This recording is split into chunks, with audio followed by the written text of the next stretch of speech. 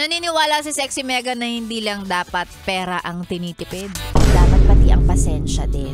'Di ba? Lalo na kapag may mga makikilala o ma-encounter tayong mga tao na hindi natin maintindihan na para bang ang sole purpose nila in life ay ang ubusin ang pasensya ng mga tao sa paligid nila.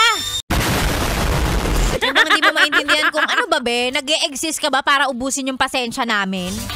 Sasapak na kita. Pero syempre, yung mga ganyang statements, sa isip lang natin yan. Hindi natin pwedeng sabihin. Hindi mo siya pwedeng kumprontahin. Lalong-lalo pa kung boss mo siya. O kaya, ka-team mo siya. Alam mo, isa pang masaklap dyan. Lalong-lalo na kung asawa mo yun. Naku talaga. Ay nako, alam nyo na ha, hindi lang pera ang tinitipid. Kasama dyan ang pasensya para mapahaba pa natin. Oo ha, kalma lang.